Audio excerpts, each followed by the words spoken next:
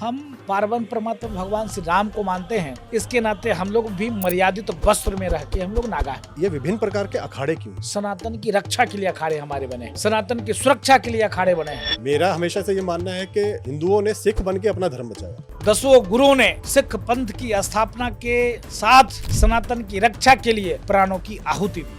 हमारा कल्चर है पीछे से ही कुश्तियों का, जिन्हें अखाड़ों ने आगे बढ़ाया। सनातन संस्कृति सुरक्षित इसलिए है क्योंकि हमारे धर्म गुरु, हमारे मठाधीश, हमारे साधु, हमारे संत लगातार निरंतर इस्लाम में नारी सिर्फ बच्चे पैदा करने की मशीन, लेकिन सनातन में वो देवी के रूप में, शक्ति के रूप में। यहाँ हर घर में राक्षस रावण है जो माँ बहन बेटियों की इज्जत लूटता है, 72 टुकड़े कर देता है। देखो ना चादर और फादर के क्या स्थिति है।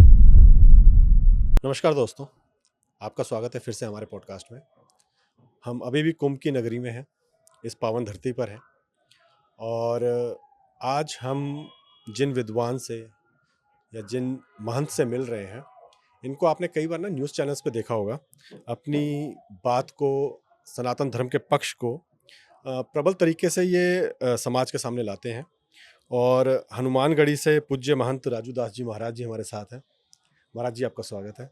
वंदे मातरम, जय श्री राम, श्री हनुमान जी महाराज की जय, तीर्थराज प्रयाग की जय, जगत गुरु रामानंदाचार्य भगवान की जय, निर्वाणी अनि अखाड़े की जय, भारत हिंदू राष्ट्र की जय। जय जय श्री राम।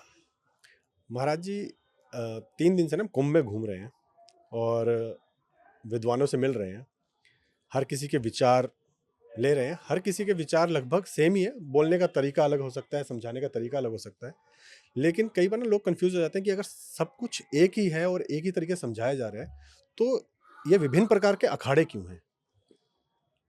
देखिए, जब हमारे जो वैष्णव के अखाड़े हैं, हमारे रामानंद संप्रदाय में वैष्णवों के 3 अखाड़े, श्री पंच रामानंदे निर्वाणी अनि अखाड़ा, श्री पंच रामानंदे दिगंबर अनि अखाड़ा, श्री पंच रामानंदे निर्मोही अनि अखाड़ा।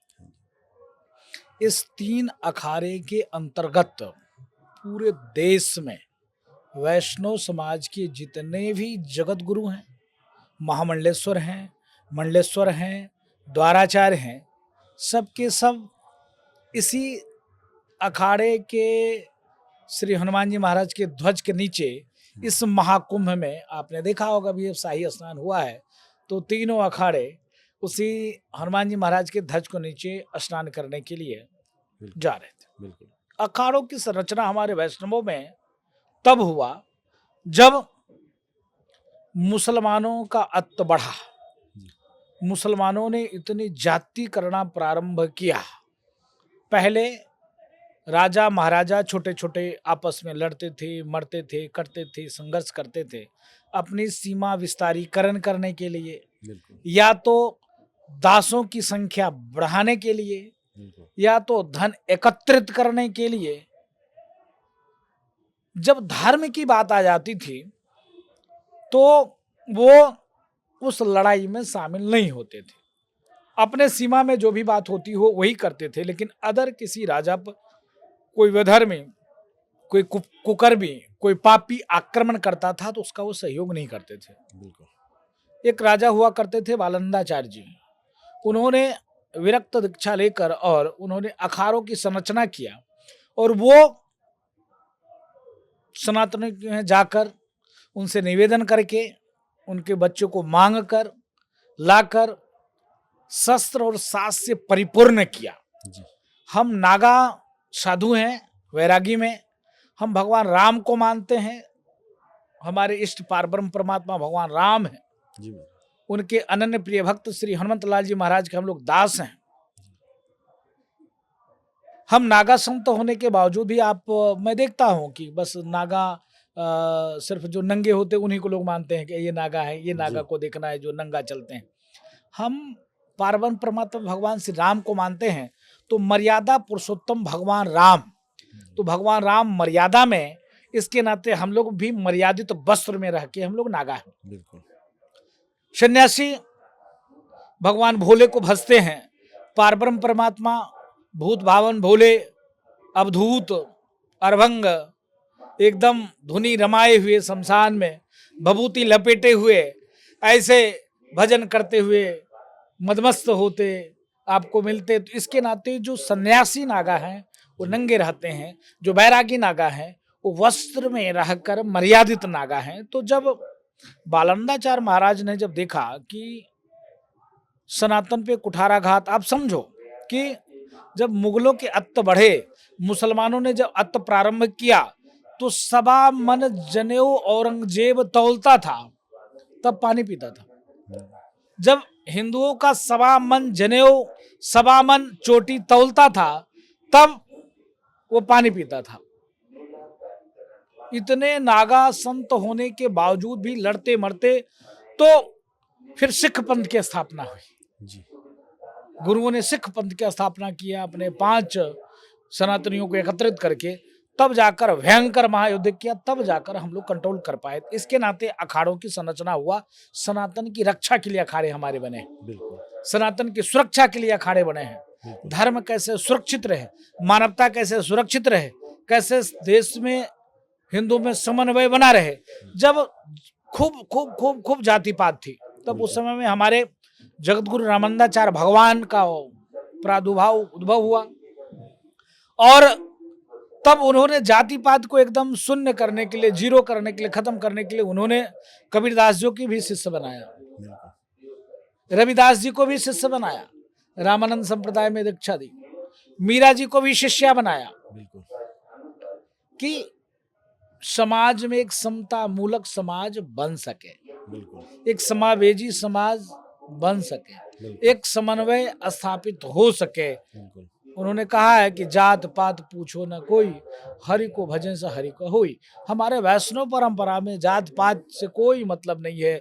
जो परमात्मा का मनन करता है, चिंतन करता है, भजन करता है, परमात्मा उसके हैं। ये हमारे जगत गुरु रामानंदाचार्य भगवान ने कहा था उस समय में, जब समाज में खूब खूब खूब खूब जाति पात थी, खूब छुआछूत था, खूब एक दूसरे को जो है एक दूरी बनाना, कुछ राक्षसों ने, मुस्लिम आक्रांताओं ने ऐसा एक सिस्टम बना दिया था हिंदुओं की बांटने की, कि वो एक दूसरे की खाई बना दिया था, दूरी कर दिया था। इसके नाते जगत गुरु रामानंदाचार्य भगवान का प्रादुर्भाव हुआ, और इसके नाते अखाड़े की संरचना हुई। आपने ना भी एक टॉपिक छेड़ा था कि सिख पंथ की जिस तरह स्थापना हुई, आजकल कुछ लोग, कुछ अलगाववादी सिखों को और हिंदुओं को, सनातनियों को अलग करने की उनके बीच में एक डिफरेंशिएशन लाते हैं, और एक मतलब खुद उनको ऐसा कहते हैं कि नहीं ये अलग हैं, समझ रहे हैं, एक दूसरे को कह देते हैं जैसे कि उन्होंने तुम्हारे धर्म को बचाया। मेरा हमेशा से ये मानना है कि हिंदुओं ने सिख बन के अपना धर्म बचाया जी, ना कि सिखों ने सिर्फ हमारा धर्म बचाया। एक पीछे मेरे एक सिख हमारे एक दोस्त हैं लंदन में, जिन्होंने खालिस्तानियों के खिलाफ खूब बोला था, और उनको फिर काफ़ी ट्रोल किया गया, उनको काफ़ी तंग किया गया। उन्होंने भी एक बात कही थी कि मैं, एक बाप ने बेटे को एक लड़ाई के लिए भेजा, और उसके बाद बेटा कह दे कि नहीं आज से तो मेरा बाप नहीं है, तो वो शायद एक चीज़ जो है उस पर एक रोशनी डालने की ज़रूरत है हम लोगों को।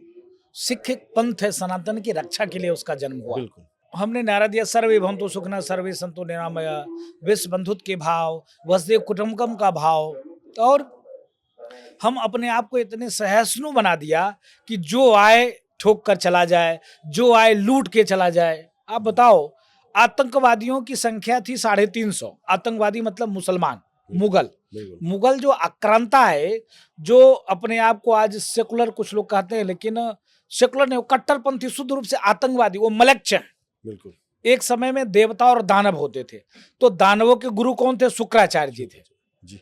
और देवताओं के गुरु कौन थे? देवगुरु बृहस्पति थे। बिल्कुल। उसी प्रकार से आज मानव और दानव कौन है? मानव हिंदू है, दानव मुसलमान है, ईसाई है। बिल्कुल। उनकी जो भाव है, स्वभाव है, क्रिया है, कार्य है, काम करने की शैली है, आचार है, विचार है, व्यवहार है, वो मानवता से भिन्न है। एक कहता है कि बुद्ध पूजक काफिर होते हैं, इनके गले काटने से 72 हुरे और जन्नत मिलता है। एक कहता है धर्म की जय हो, अधर्म का नाश हो, प्राणियों में सद्भाव हो, विश्व का कल्याण हो। ये कौन सिखाता? सनातन। तो सनातन से ही जो कुछ आतंकवाद को बढ़ावा देने वाले पंथ निकले, वो इस्लाम और ईसाई, जो समाज को बांटने के लिए। आप देखो कि सिख पंथ की, सनातन की रक्षा के लिए सिख पंथ की स्थापना हो। जैसे हम वैष्णव संप्रदाय के हैं, रामानंदी। बिल्कुल। तो ये पंथ है, ये पंथ की स्थापना सनातन की रक्षा के लिए हुई। उसी प्रकार से सिख पंथ की स्थापना सनातन संस्कृति को, हिंदुओं को बचाने के लिए हुआ था। बिल्कुल। ये कोई कहे कि इस जो सिख हमसे अलग हैं, सिख धर्म अलग है, ये नहीं। अभी आप कुंभ में आकर देख सकते हो कि आपने देखा होगा कि एक जब शाही स्नान निकला है जिसमें एक उदासी संप्रदाय है। बिल्कुल। उदासी संप्रदाय में वो टोटल वो सिख पंथ की है उदासी संप्रदाय। बिल्कुल। तो अगर सनातन से अलग है तो उदासीन संप्रदाय कैसे हो? बिल्कुल। श्रीचंद भगवान उनके जो है गुरु हैं, उनके भगवान हैं। बिल्कुल। तो इसके नाते जो भी मूर्ख होंगे, जो धर्मद्रोही होगा, वही कहेगा कि सिख धर्म अलग है, सिख पंथ है सनातन की रक्षा के लिए, मानवता की सुरक्षा के लिए। जब मानव को मानवता के शर्मसार करते हुए इस्लामिक आतंकवादियों ने मूली गाजर की तरह काटना प्रारंभ किया, तब गुरुओं ने सिख पंथ की स्थापना किया धर्म की रक्षा के लिए। और 10 गुरुओं ने सिख पंथ की स्थापना के साथ सनातन की रक्षा के लिए प्राणों की आहुति दिया।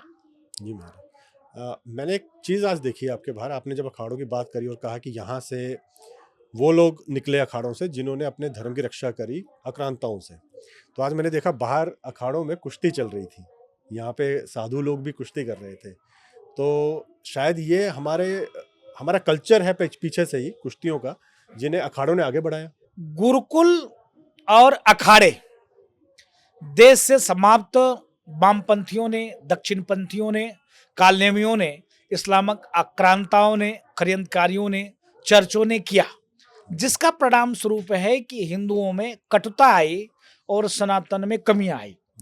गुरुकुल होते, गुरुकुल परंपरा बताओ, नालंदा तक्षशिला विश्वविद्यालय में जो हमको कहते करे हिंदुस्तान सपेरों का देश है, हिंदुस्तान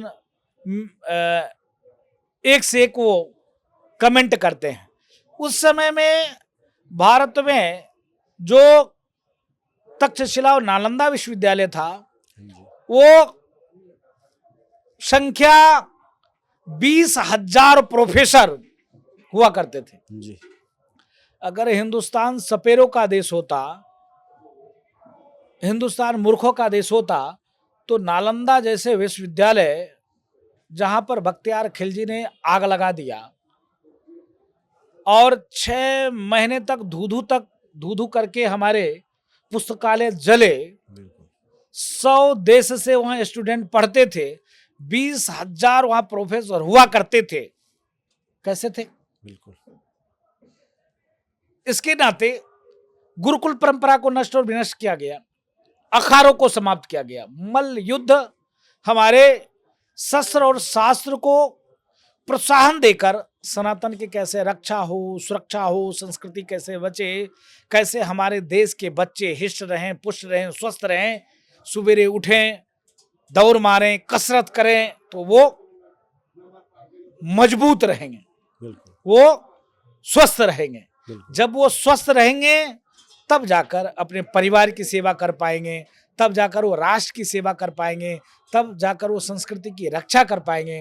तो अभी जब आए तो मल्ल युद्ध चल रहा था हमारे यहाँ, क्योंकि हम निर्वाणी अखाड़े के मुख्य बैठक हनुमानगढ़ी है और हनुमानगढ़ी में हजारों पहलवान हैं जो एक समय में हिंद केसरी हुआ करते थे।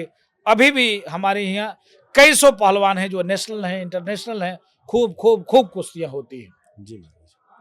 अब है क्या, महंगाई की जमाना आ गई। बिल्कुल।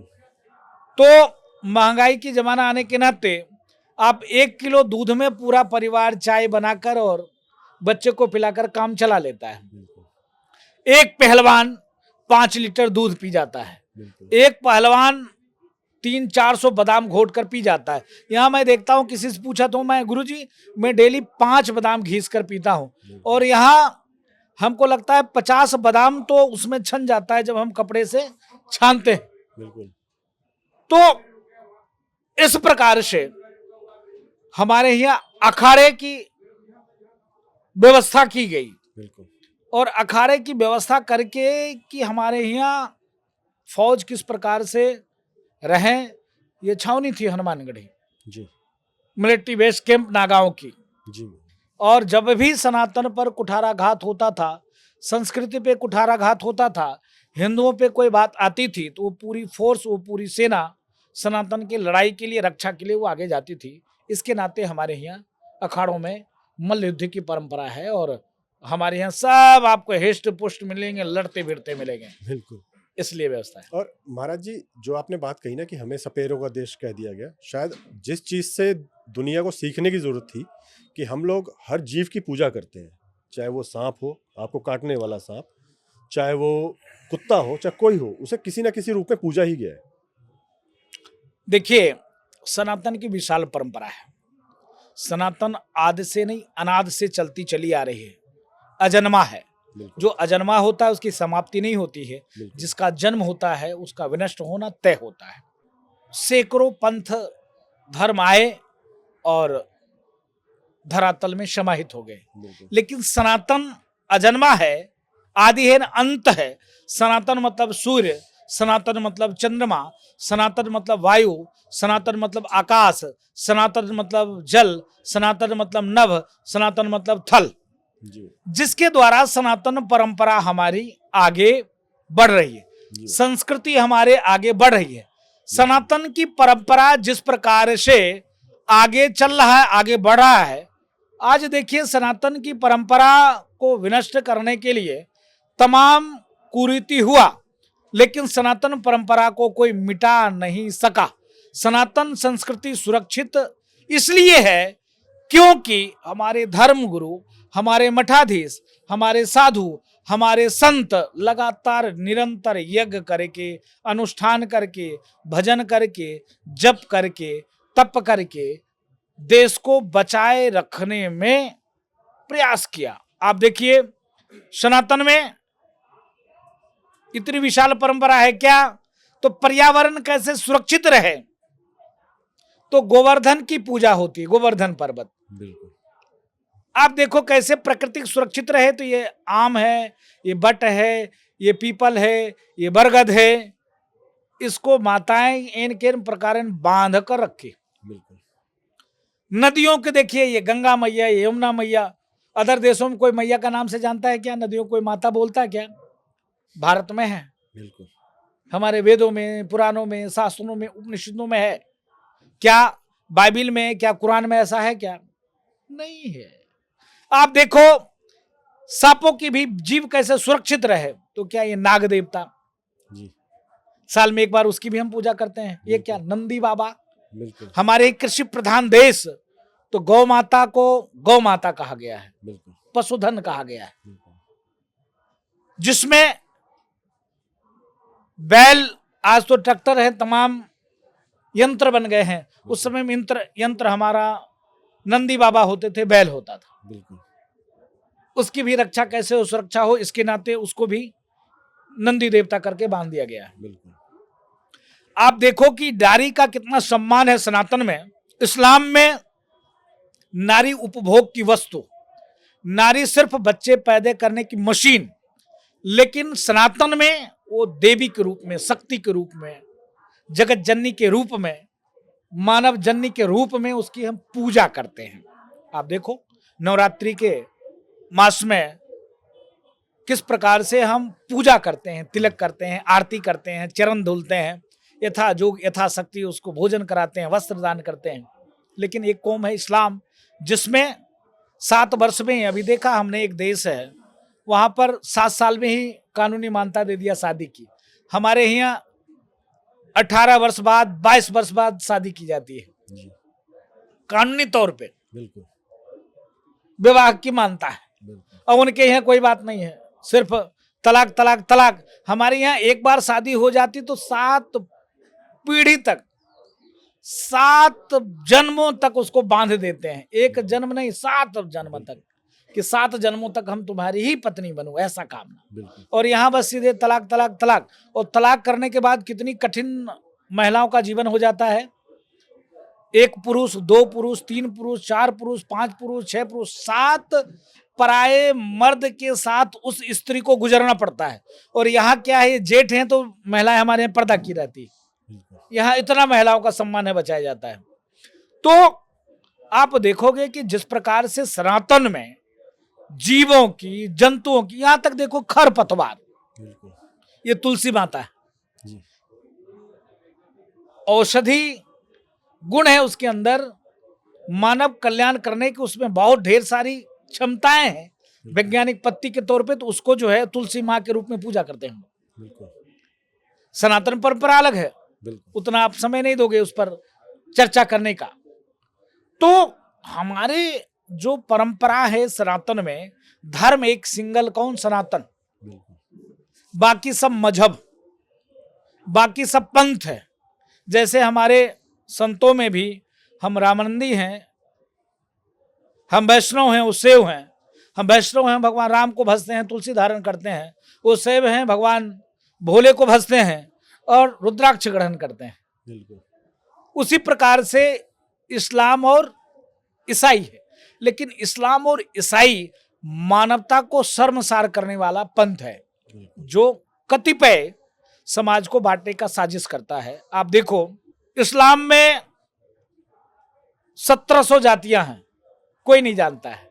72 फिरके हैं। बिल्कुल आप देखोगे किसी भी मंदिर में लिखा है कि ये जाति मंदिर में आएंगे, बाकी जाति नहीं आएगा। हाँ, मंदिर में लिखा आपको मिलेगा, जूते चप्पल बाहर खोल के आए, इसके अलावा और कुछ नहीं मिलेगा। लेकिन आप सर्च करना, आप लोगों से निवेदन है, मस्जिदों में बोर्ड लगा मिलेगा आपको, ये जाति ये जाति ये जाति ये जाति ही इस मस्जिद में आएंगे, अन्यथा उनके साथ अगर दुर्व्यवहार होगा वो खुद जिम्मेदारी लेंगे।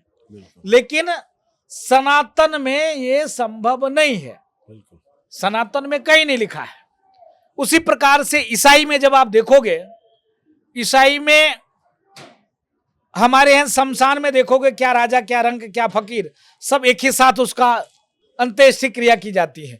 लेकिन ईसाई में आप देखोगे उनके लिए भी फिक्स है, इसमें इसमें इसमें ही दफनाए जाएंगे, ये जाति ये जाति ये जाति। उनकी यह चर्च में भी प्रावधान है कि ये फला फला जाति के ही इस चर्च में आकर प्रे करेंगे। सनातन में नहीं है। फिर भी आज सनातनी कम हो रहे हैं, घट रहे हैं। इसके नाते क्योंकि हम कट्टर नहीं हैं, हमको कट्टर बनना पड़ेगा धर्म के प्रति, राष्ट्र के प्रति, संस्कृति के प्रति, हिंदू के प्रति, हिंदुत्व के प्रति।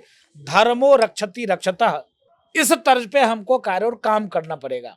इसके नाते हमको सड़ी हुई जातिवादी मानसिकता से दूर हटकर, जैसे हमारे जगत गुरु रामानंदाचार्य भगवान ने कहा कि जाति पात पूछे न को, हरि को भजे से हरि को हो।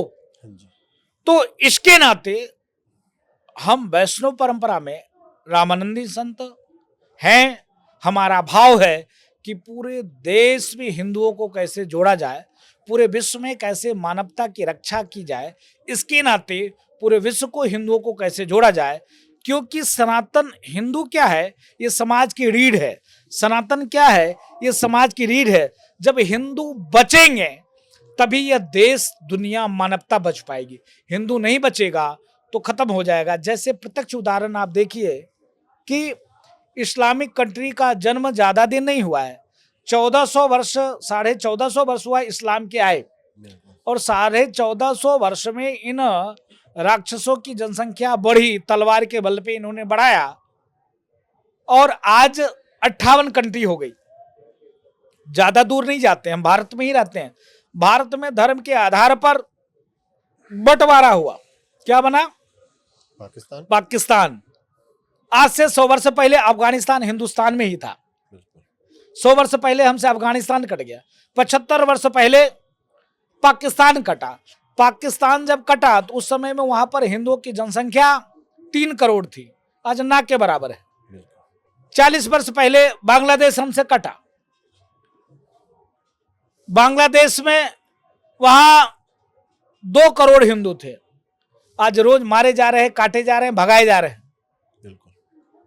मकान जलाए जा रहे हैं, बहन बेटियों की इज्जत लूटे जा रही है। दुनिया मौन है, दुनिया शांत है, कोई नहीं बोल रहा है। हिंदुस्तान में अगर कोई आतंकवादी का बच्चा, सुअर का औलाद अगर चोरी करता है तो भाग कर जाता है पुलिस के पास कि हमारी रक्षा हो पाएगी। वहां मैं एक वीडियो देख रहा था, वहां पर पुलिसकर्मी ये कह रहा था कि कैमरा पहले बंद करो, असलाहे के नोक से कैमरा बंद करता है, दूसरी तरफ गोली सोते हुए हिंदुओं को गोली मारता है।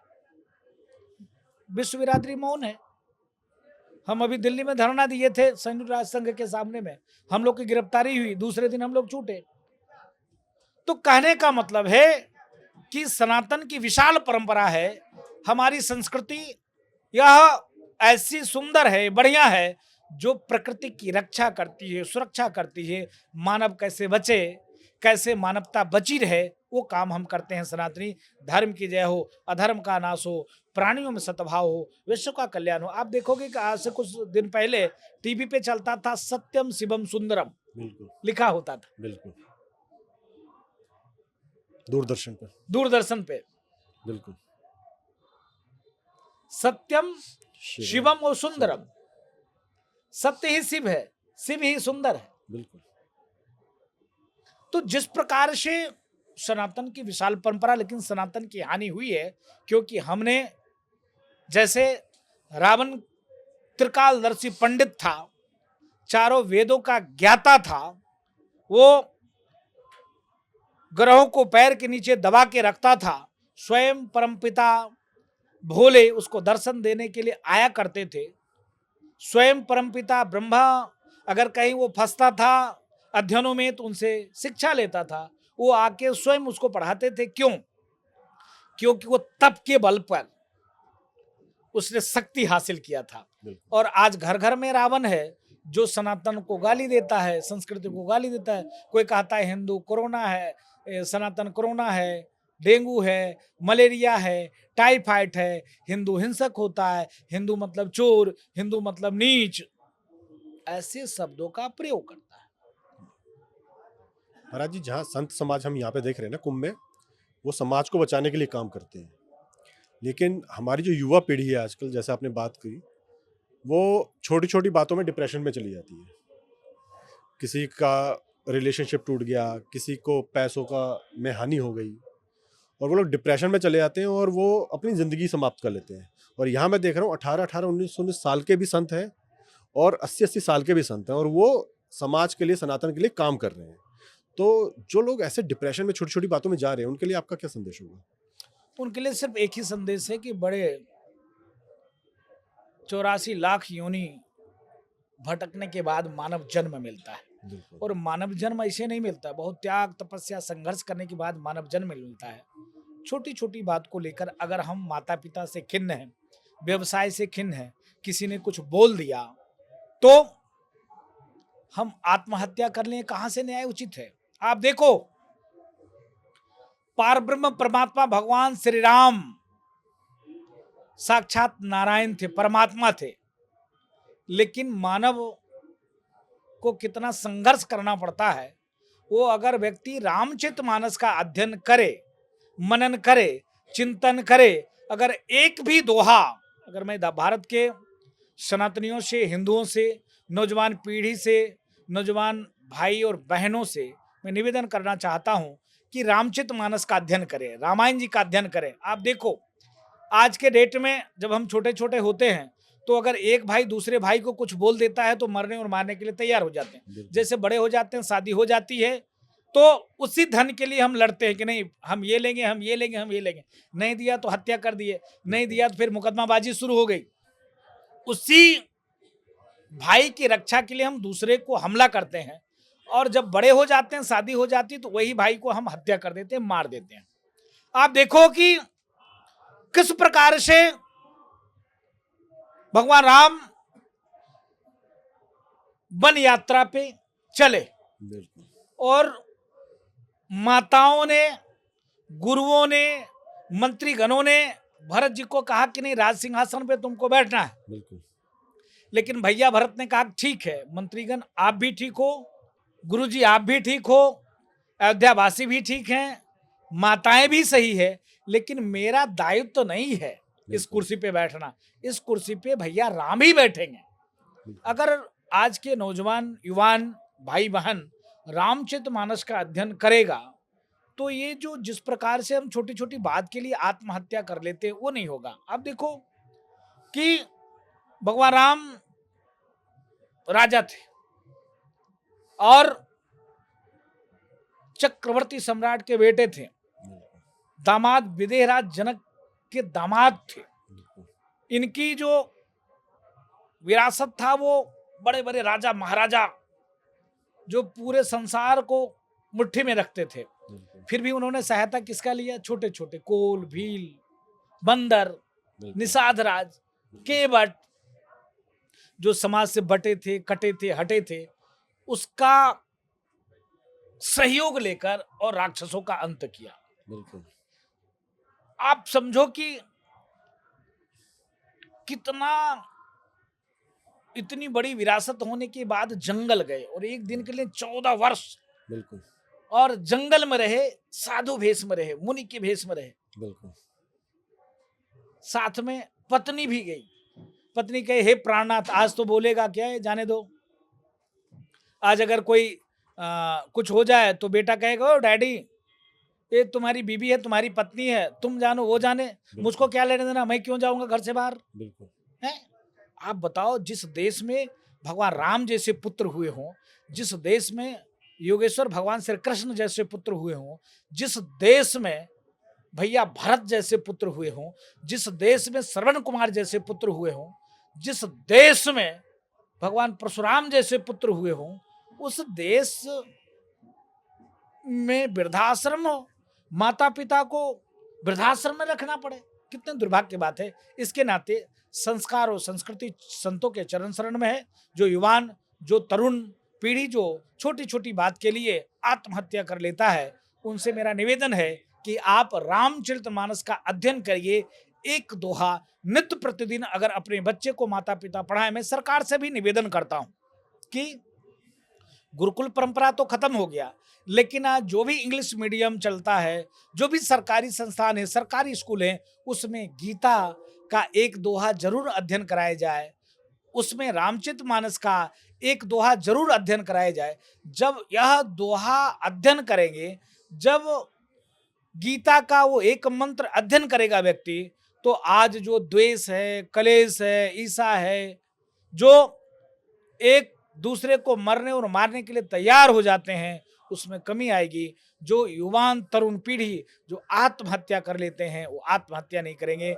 हे मेरे भाइयों, हे मेरे बहनों, आपके माता पिता ने बहुत तपस्या करके 9 महीना कोख में रख के माताएं आपको पालती है और 4-5 वर्षों तक खूब खूब खूब आप अबोध होते हो, खूब सेवा करती है, अपने ना खा के आपको खिलाती है, अपने गीले में सोकर खुद तुमको सूखे में सुलाती है, और पढ़ाने के लिए, लिखाने के लिए, IAS, PCS, scientist, doctor, engineer बनाने के लिए खूब खूब खूब मेहनत करते हैं, चोरी करते हैं, चकारी करते हैं, अपने पेट काट कर इतना मेहनत करते हैं, और आप अगर किसी विषय में सफल सक्सेस नहीं हो पाते हो तो आत्महत्या आप कर लेते हो, तो समझो उनको कितनी पीड़ा होता है। आप तो 2 मिनट में अपनी प्राण लीला को समाप्त कर देते हो, उनको कितना तकलीफ होता होगा। ऐसे गलत काम मत करो। आप स्वाध्याय करो, अध्याय करो। आप जरूर, मैं माता पिता से निवेदन करता हूं कि जब आप अपने बच्चों को तो आईएएस, पीसीएस, साइंटिस्ट बड़े स्कूलों में पढ़ा के बना सकते हो, लेकिन उनको संस्कार और संस्कृति संतों के चरण शरण में, गुरुओं के चरण शरण में, मठों में, मंदिरों में आने जाने से, तिलक लगाने से, बंधन करने से, पूजा करने से, अनुष्ठान करने से, यज्ञ करने से आपको मिलेगा। इसके नाते अपने बच्चों को जरूर, इतना नहीं कर सकते हो तो अपने घरों में जैसे 1 कुंटल पुस्तक बच्चों को पढ़ाते हो, उसी में से एक पुस्तक रामचरितमानस है, उसको भी जरूर एक दोहा अध्ययन कराओगे तो आपके बच्चे आत्महत्या नहीं करेंगे, आपके बच्चे संस्कारी होंगे, आपको वृद्धाश्रम में नहीं जाना पड़ेगा, आपके बच्चे गुणकारी होंगे जो आपकी धन को दारू शराब में नहीं खत्म करेंगे, आपके बच्चे इतने संस्कारी होंगे कि दूसरे उसमें नहीं खर्चा करेंगे और आपके कुल का नाम रोशन करेंगे, आगे बढ़ाएंगे। इसके नाते आप अपने बच्चों को संस्कारी बनाने के लिए रामचरितमानस का जरूर अध्ययन करें। और महाराज जी, शायद हमारे जो युवा पीढ़ी है, जो आजकल के युवा हैं, वो छोटी छोटी चीज़ों में ना खुश हो जाते हैं और सोचते हैं कि बस इसी से खुशी मिलेगी। रिलेशनशिप्स में हो गया, पैसे से हो गया, और जो असल जिंदगी की चीजें हैं जो खुशियां देती हैं, जैसे कि आपने रामचरितमानस का एक एग्जाम्पल दिया, तो रामचरितमानस में भगवान राम अपने पिताजी के कहने पर राजा बनने से एक रात पहले वनवास में चले गए थे, और आजकल की पीढ़ी अपने माता पिता को वृद्धाश्रम में छोड़ाती है, जैसे आपने कहा। और एक मुझे डॉक्टर कुमार विश्वास का ना कथा कर रहे थे, और एक छोटी सी एक बात उनकी याद है कि वो राम कथा कर रहे हैं, वो भरत और राम पर कथा सुनाई उन्होंने उसी दिन, और कोई नोएडा के उनके पास बिजनेसमैन गए कि जी राम कथा करवानी है मुझे आपसे। तो उन्होंने पूछा किस उपलक्ष्य पर, तो कहते जी वो छोटे भाई पे प्रॉपर्टी का केस किया था, वो मैं जीत गया। तो आजकल जो लोग हैं ना, खुशियां उन चीजों पर उन चीजों में ढूंढते हैं जो शायद आपको कुछ समय का सुख दे सकती हैं। तो इस पर अगर कुछ रोशनी डालना चाहें तो। देखिए, हम निवेदन पूर्वक कहना चाहेंगे, सनातन की इतनी विशाल परंपरा है जिसमें सबको समाहित किया है। सनातन में ही संभव है कि आप देखिए कि ईसाई में मैंने देखा, एक व्यक्ति से मेरी वार्ता हुई, हमने कहा भैया कहाँ हो, तो उसने ये कहा कि मैं अपने चौथे पापा से मिलने आया। तो मैंने कहा यार चौथे पापा से मिलने आया? बोला हाँ। हमने कहा ऐसा होता है क्या, पापा भी 4 होते हैं? बोले हाँ। मेरी माँ अभी 6 महीना पहले जो है रिलेशनशिप में आई है और उनके पास में आया। हमने कहा और प्रथम पापा? बोले कि हाँ, जिससे हमारा जन्म हुआ है वो पापा दूसरे हैं, मैं उन पापा के पास रहता हूँ, लेकिन माँ की याद आई तो मैं माँ से मिलने आया, तो वो माँ जो है इस पापा के पास। सनातन में क्या है, सनातन में आप देखो कि सिर्फ सिर्फ सिर्फ क्या है, एक, क्या है, सिर्फ एक। भगवान राम पिता की आज्ञा को पालन करते हुए मां से लड़ गए, अपनी मां से। बोले इतनी नन्ही सी, इतनी कोमल सा हाथ पैर, और कैसे तुम जंगल में जाओगे, कैसे तुम जंगल में रह पाओगे? तब भगवान राम ने कहा कि हे पिता, मैं तो सुना था चक्रवर्ती महाराज दशरथ देवताओं की रक्षा के लिए जब देवताओं के पुण्य छीन हुए तो सदैव युद्ध लड़ने के लिए स्वर्ग गए थे। यहाँ तो व्यक्ति मरने के बाद मानव ही स्वर्ग और नरक में जाता है, लेकिन सदैव स्वर्ग। आप जब देवताओं के पुण्य छीन हुए, आप कितने पुण्य थे, सत्कर्म थे कि आप राक्षसों को अंत करने के लिए आप स्वर्ग पे, जब देवताओं ने कब्जा कर लिया था तो उस पर चढ़ाई करके वो राक्षसों को मारा। मैं तो सुना था कि रकुल रीत सदा चली आई, प्राण जाए पर वचन न जाई, लेकिन आपकी वचन को यह आपका बेटा मिथ्या नहीं होने देगा। इसके नाते हम वन को जाएंगे, जंगल को जाएंगे। और आज को जो तरुण पीढ़ी है वह, जैसे आपने कहा कि थोड़ा सा सुख मिला, नहीं कि सिर्फ मोबाइल दे दिया माता पिता उसी में खुश हो गए, नहीं दिया तो नाराज होकर आत्महत्या कर लिया, है ना, थोड़े से सुख में। आपने जैसे चर्चा किया डॉक्टर कुमार विश्वास जी का, कि कुमार विश्वास जी से किसी ने कहा कि हमको राम कथा करानी है। कुमार विश्वास जी ने पूछा किस उस पे उपलक्ष्य में, उन्होंने कहा भाई से मुकदमा जीत के। इसीलिए मैंने कहा एक भैया भारत है जिन्होंने राजपाट मिलने के बाद वह पुनः भगवान राम के चरणों में चढ़ाने के लिए तैयार हो गए। भगवान राम नहीं माने तो उनकी चरण पाद का उठा के ले आके राज सिंहासन पे रखा। 14 वर्ष तक जमीन के नीचे 7 फूट खोद कर और नीचे बैठे थे, जमीन पर भी नहीं बैठे।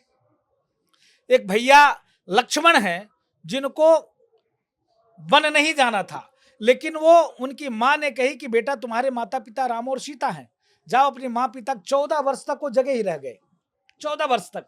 एक भाई वो भी है, बिल्कुल, है ना, बिल्कुल। तो अगर व्यक्ति, और एक भाई आप बताए कि जो कथा कराने के लिए तैयार हो गया, इसके नाते ही मैं कहता हूं अगर रामचरितमानस का अध्ययन आज के तरुण युवान और बच्चों को कराए जाए तो समाज में 75% केस, मुकदमे, फौजदारी, मार पीट, हत्या, बलात्कार कम और खत्म, 0 हो जाएगा। आप देखो रावण, जगतजननी माँ जगदम्बा सीता को हरण करके ले गया था। बिल्कुल और वो प्रतीक्षा कर रहा था क्या, तो एक बार तुम हाँ बोल दो। बिल्कुल यहाँ हर घर में राक्षस रावण है, बिल्कुल जो माँ बहन बेटियों की इज्जत लूटता है, 72 टुकड़े कर देता है। देखो ना चादर और फादर की क्या स्थिति है। बिल्कुल आप देखो ना कि आप 3-3 बच्चे होने के बाद भी काट कर और जो है फ्रिज में 72 टुकड़े, 35 टुकड़े और 75 टुकड़े कर दे रहे हैं। बिल्कुल मामूली 35 टुकड़े, जो 2 साल रिलेशनशिप में रहने के बाद 35 टुकड़े माताओं की, बहनों की कर दी जा रही।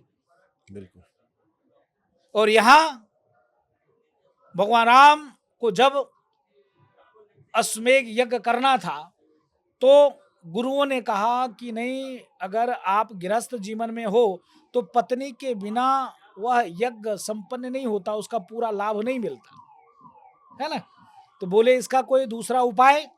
बिल्कुल तो उन्होंने कहा कि हाँ, स्वर्ण में सीता बनाकर तब पूजन किया गया। दूसरे तरफ जब लंका पे विजय प्राप्ति करनी थी, तो भगवान भोले का वो अनुष्ठान करना था। तो जामवन जी महाराज से पूछा कोई ऐसा पंडित दो जो शैव और वैष्णव के विचार को मानने वाला हो। बिल्कुल उन्होंने कहा यहाँ तो एक ही पंडित है, वो रावण। बोले कौन रावण? कहा लंका अधिपति रावण। बोले उसी से तो लड़ाई है, क्या वो हमारा आचार्य बनने के लिए तैयार होगा?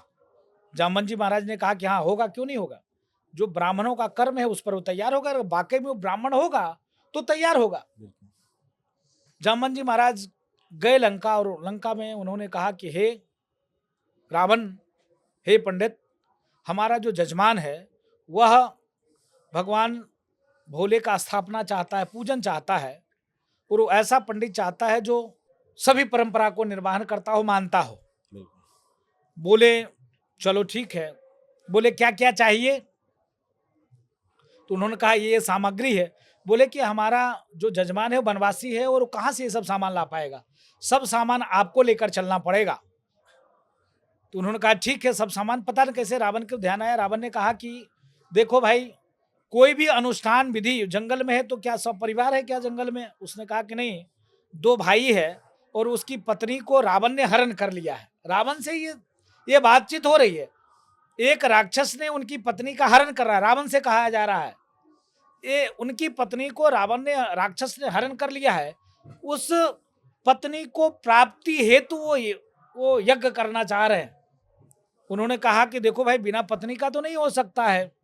बोले ये भी आप ही को व्यवस्था करना पड़ेगा। अब बताओ। रावण आया माँ सीता के पास, और सीता जी से उन्होंने कहा कि हे देवी, तेरा पति अनुष्ठान उसको करना है, और अनुष्ठान तभी परिपूर्ण होगा जब उनकी पत्नी उनके साथ बैठेगी।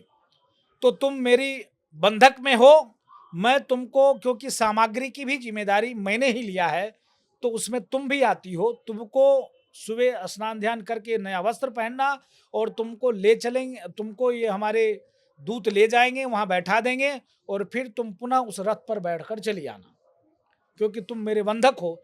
जब तुम्हारा पति मुझसे युद्ध में जीतेगा, उसके बाद तुमको ले पाएगा। आप समझो, आज के जो राक्षस हैं, दानव हैं, वो तो माताओं बहनों को काट कर खा जा रहे हैं। जरा सा भी उनको मानवता है ही नहीं। एक राक्षस इतना पालन कर रहा है जो भगवान भोले को मानता है, और यहाँ क्या सेकुलर है, हम सेकुलर है, हम किसी को नहीं मानते हैं।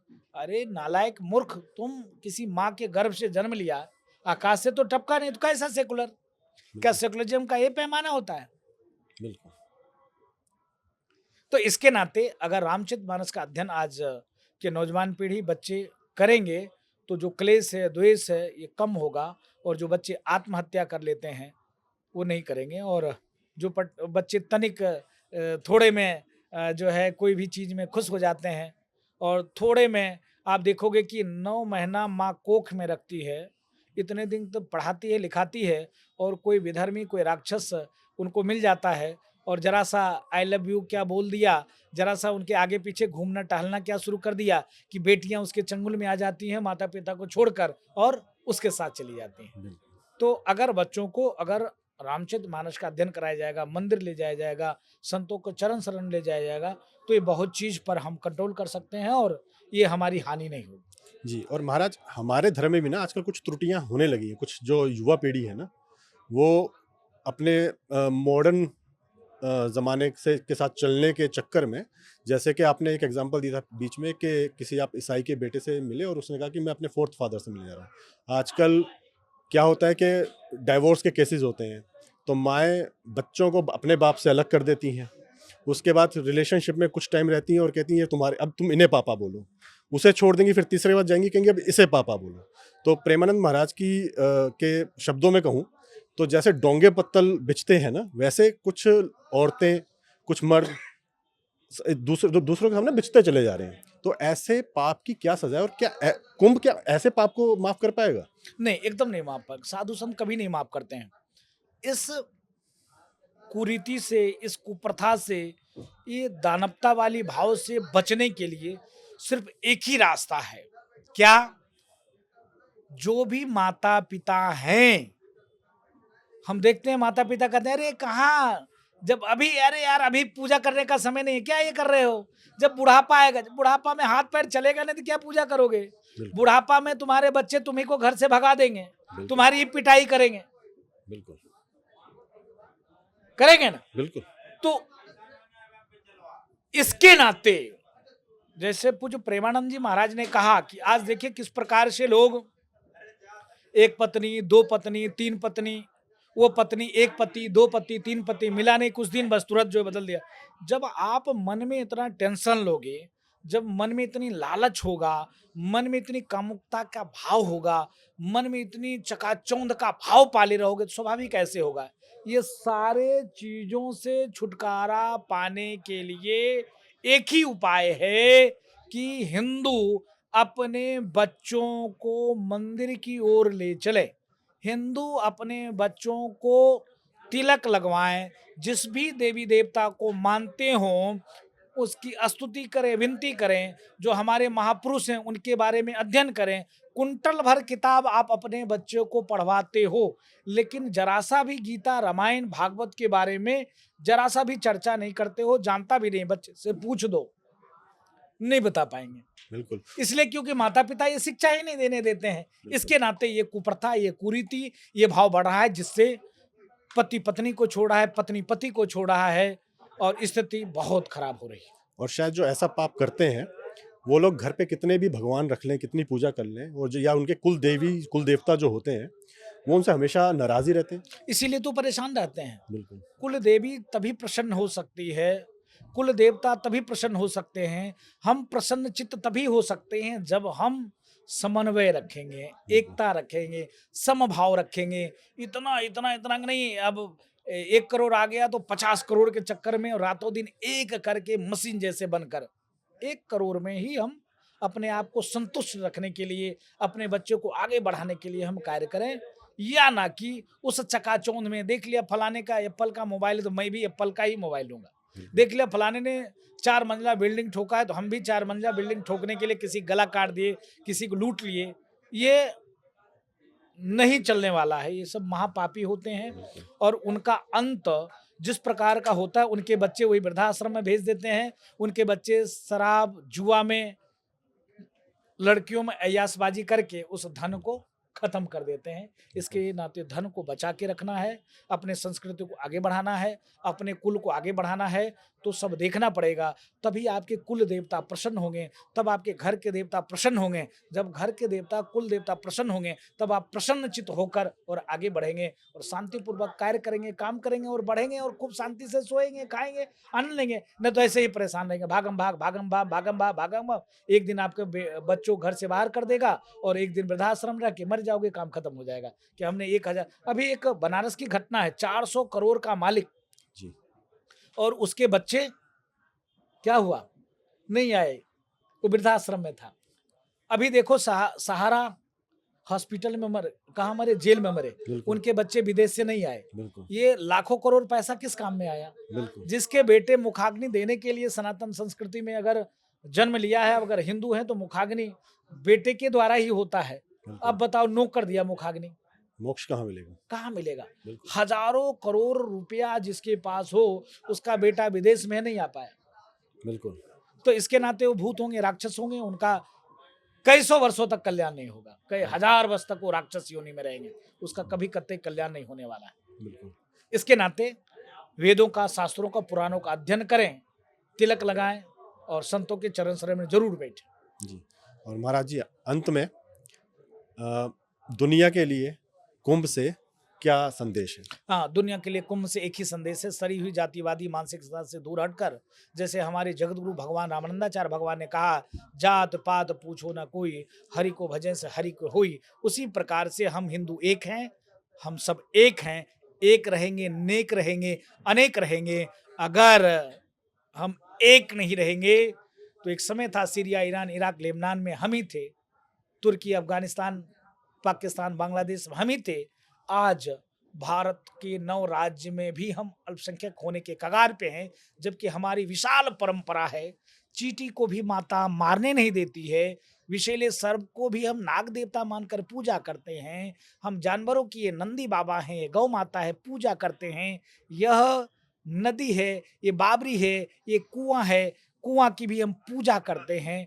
यहाँ तक कि खर पतवार की भी हम पूजा करते हैं। तुलसी माता है, बट है, पीपल है, बरगद है, ऐसे करके पूजा करते। फिर भी आज हम खत्म होने के कगार पर क्यों जा रहे हैं?